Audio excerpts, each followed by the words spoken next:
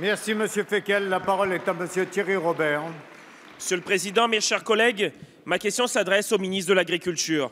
Monsieur le ministre, la fin des quotas sucriers en 2017 inquiète beaucoup les planteurs. Lors de sa visite à La Réunion, le président de la République avait annoncé une aide de 38 millions d'euros supplémentaires à la filière canne-sucre, dont la survie est en jeu. Il semblerait que la demande d'autorisation de cette aide ait été transmise tout récemment à la Commission européenne, selon un article de presse paru ce matin même. Une seconde inconnue pèse sur la filière dans le cadre des accords de libre-échange à venir entre l'Union et des pays tiers sur les garanties qui seront apportées à la production locale, levier de développement incontournable d'un secteur qui pèse 18 000 emplois dans notre département.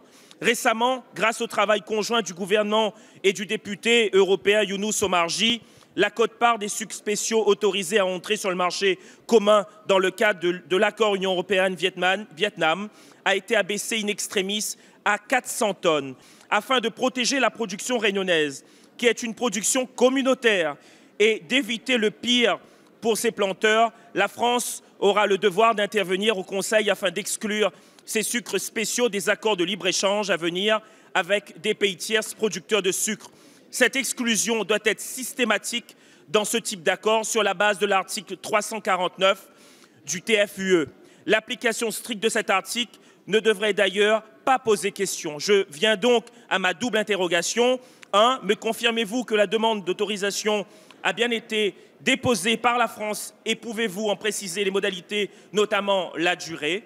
D'autre part, le gouvernement s'engage-t-il à faire respecter l'article 349 du TFUE en généralisant l'exclusion des sucres spéciaux issus des pays tiers dans les prochains accords de libre-échange? Cette décision dépend du mandat que le Conseil donne à la Commission. Je vous remercie. Merci. La parole est à Monsieur Stéphane Le Foll, ministre de l'Agriculture, de l'Agroalimentaire et de la Forêt.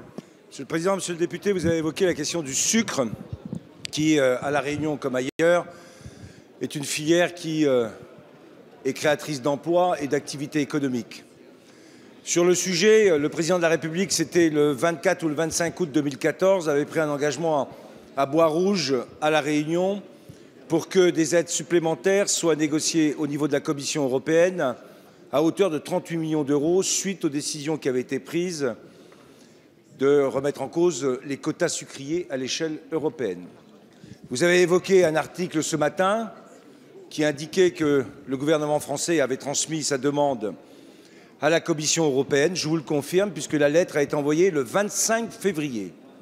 Donc le travail est engagé au niveau de la Commission et du gouvernement pour pouvoir à la fois justifier le niveau des aides et les pérenniser, conformément à l'engagement qu'avait pris le Président de la République. Deuxième point, vous avez parlé des sucres spéciaux. Vrai sujet. Je voudrais juste faire une toute petite remarque. Sur ces sucres, on le sait aussi, il y a une concurrence sur le marché avec les sucres biologiques.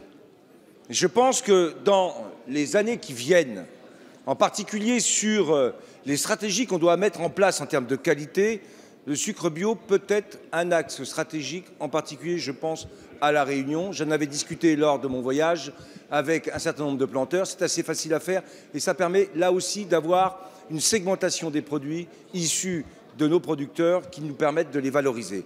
Mais sur les deux points que vous avez évoqués, et je souligne le travail qui a été fait par le Quai d'Orsay et Mathias Fekl, que ce soit sur les sucres spéciaux dans le cadre de l'accord avec le Vietnam ou avec l'Afrique du Sud, nous avons protégé notre marché contre ce qui pouvait être engagé en termes d'accord au Vietnam et en Afrique du Sud sur cette question des sucres spéciaux. Et nous poursuivrons à défendre au niveau européen cette